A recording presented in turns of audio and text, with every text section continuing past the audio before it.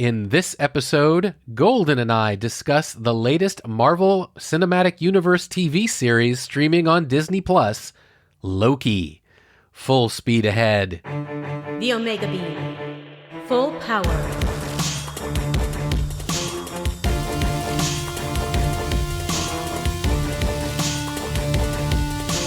The Omega Beam. Welcome to the Omega Beam number 133. I'm your host, Oren Merton. So the latest Marvel Cinematic Universe TV series, Loki, just aired its finale on Disney+, which means now that the entire series is streaming, it's time for us to talk about it. Like we've done with a number of series in the past, we'll start out spoiler-free, and we'll give you ample warning when we start going into spoilers. So here we go.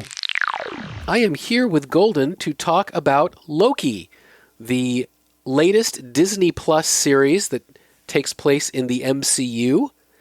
And this is season 1 of Loki. Unlike the other limited series, this one is going to be a continuing series. So, what did you think of it? It was fun. It wasn't WandaVision. It wasn't Falcon and Winter Soldier. It was a lot different. We weren't sure exactly where it was going to go. And in fact, I think in some ways we're not sure exactly where it's still going. Yeah, so we'll do what we do with a bunch of our TV shows where we'll start out without spoilers and then we'll give you ample warning before we get into spoilers. So the spoiler-free version is this begins, for those of you who have seen Avengers Endgame, you know that when the Avengers go back to get a couple of the Infinity Stones from New York in 2012, the era of the first Avengers movie, they screw it up and Loki ends up escaping. So this series involves that Loki, the Loki that escaped in our 2012 that wasn't supposed to. And so it's this kind of alternate timeline, out-of-timeline ride, if you will, where he's caught up by the bureaucracy of protecting of a group called the TVA, that Time Variance Authority, Time Variance Authority, yeah, that protects the timeline. And all that's in the trailer. And the series is basically about Loki's adventures with them. So it's definitely one of the more unique series. You know, WandaVision was really unique. Falcon and Winter Soldier was a little bit more of a standard kind of adventure series. And with Loki, we're back to way out there. And I would say it is a very consistent series. The performances are always amazing. The visuals are always great. The writing is really good. Unfortunately, I really cannot talk about some of my disappointments without giving spoilers. So let's just say... Well, you said you were disappointed with the ending. Right. That's not a spoiler. Okay, that's not a spoiler. I basically thought the episode before, it's 6 episodes. Episode 5, I thought, was some of the very best television I've ever seen. Just amazing acting with amazing actors, great visuals, wonderful dialogue. Every character basically grows.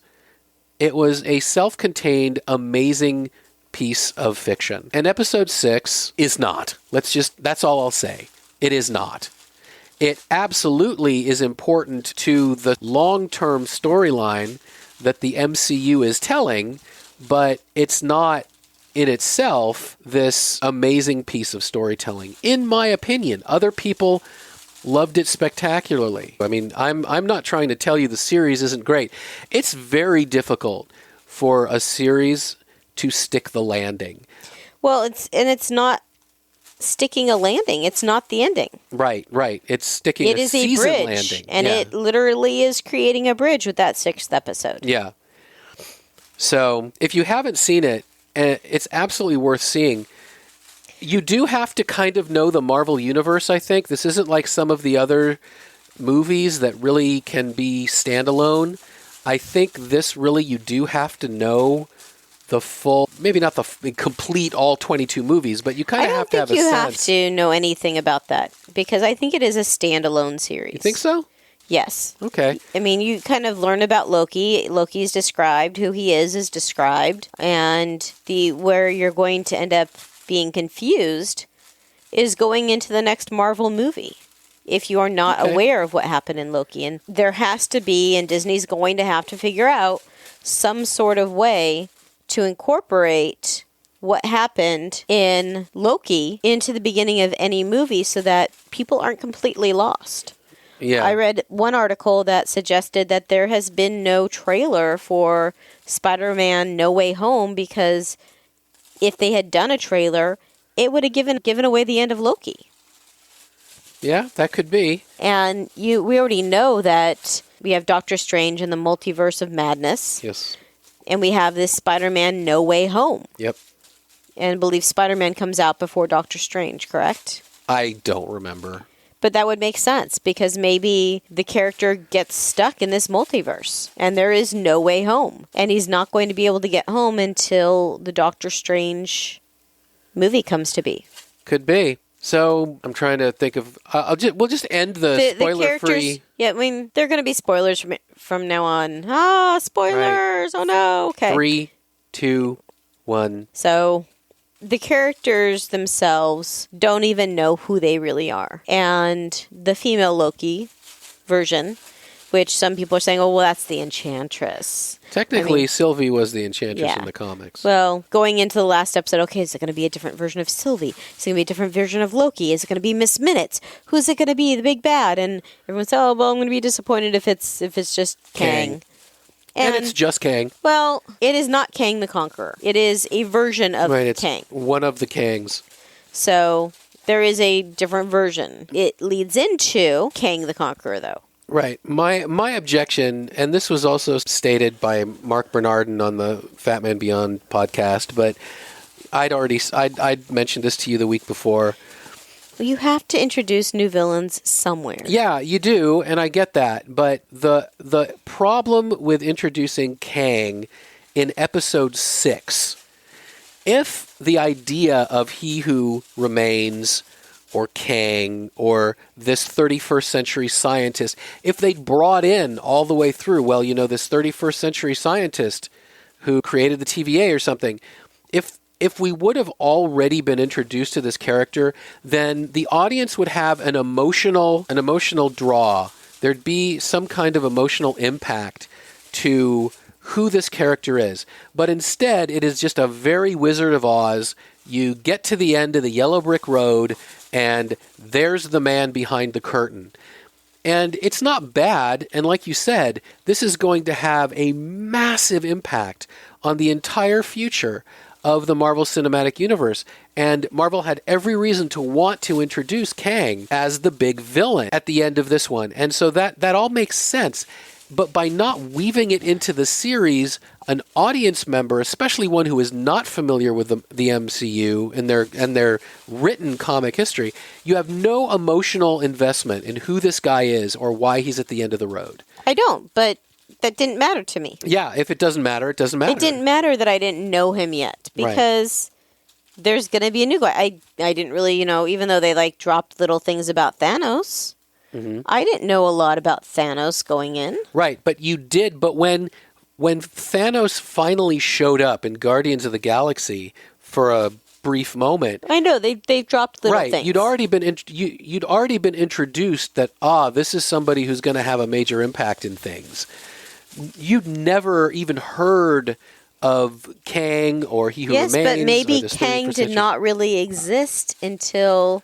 Right, He Who Remains. We'll call him... He Who Remains had to die before Kang the Conqueror could even come into existence. We can call him He Who Remains. They never brought in He Who Remains at any point. They've never hinted at him. They never hinted that there was a guy. It was the misdirect of the Timekeepers. We didn't really know about the TVA before. Well, I meant in the series. I'm just referring to in the episodes of the series. I wouldn't expect the movies to go into any of this at all. But it would have been nice for me if somewhere in episodes 1 through 5 of Loki, they would have made me care about the character you already said of that. He Who Remains. So that's what I wish. But that didn't make the series bad. It's not like the first 5 episodes are diminished because there wasn't a big bad that had been brought up earlier. So that's just my beef with it. Otherwise, I thought the series was incredibly engaging all the way through. Oh, yes. Until that. I thought the actress who played Sylvie was fantastic. Tom Hiddleston is, of course, fantastic. It was fun to see Owen Wilson. And it's interesting that Sophia DiMartino got the job while she was pregnant. Right. And that she actually didn't come in and audition with Tom Hiddleston. Mm-hmm. Yeah, one video I was watching pointed out a couple of these episodes, there's very few people on set at the same time. And one of the things that he was pointing out is that's kind of how you can tell this was a pandemic shoot. That the days of the cast of thousands, etc., were not going to be happening when, these were very closed sets and they were doing testing and, actors were in bubbles and things like that. And yeah, that is an interesting point. Not that it affected the storytelling at all. I think the story had as many people on set as they needed to have on set. Did you know that you could have gone and gotten Loki charms? Really? Yes, apparently General Mills and Marvel announced they would release 3,500 specially branded boxes of Lucky Charms as Loki charms. Marketing at its finest. The irony is, I don't think this series is necessarily a series for kids. Not because it's overly violent or whatever, certainly not overly sexy, but because it's just a real mind bender. And I'm not sure that talking about time variance and variance of individuals and all that is necessarily easy to follow. I love some of these IMDb trivias. Owen Wilson and Tom Hiddleston previously starred in Midnight in Paris, which also involves time travel. Oh, interesting. And that the series premiered on Wednesday, 9th of June, which is significant to Norse myth. Wednesday was known as in ancient Britain as Woden's Day. The number 9 is a special number in Norse mythology.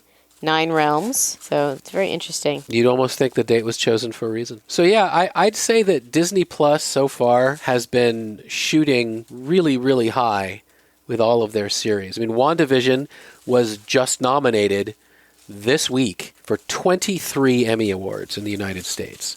That is something, including all the leads, Elizabeth Olsen, Paul Bettany, Catherine Hahn, as well as Best Series, etc., etc. Limited Series, etc., etc. Falcon and Winter Soldier was nominated for 5, and I think this series also keeps that level of quality that we have begun to expect from the Marvel Disney Plus streaming shows. So if you haven't seen it, it's absolutely worth seeing, assuming you like this stuff. So you think Ravona's going to be back because of her connection to Kang in the comics? Yeah, and I think that it was just so unresolved. She literally walks through a door and says, I'm going to search out free will. And that's it. So if she's searching out free will, first of all, that's a clue. She said that only the person in charge has free will. That's Kang. So that kind of makes you feel she wants to cozy up to Kang.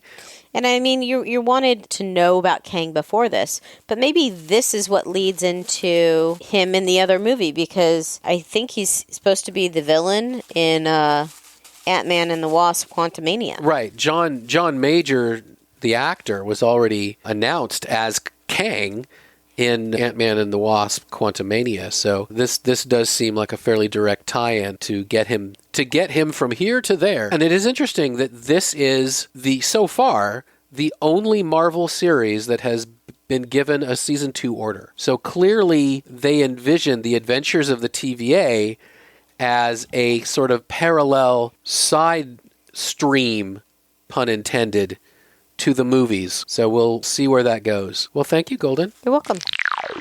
And that's it for this episode. You can find the show notes at theomegabeam.com/133. If you like this episode, please leave a review wherever you listen to podcasts. It's those reviews that help people who like this stuff find our podcast. If you have any comments or suggestions, please drop us a line at info@theomegabeam.com.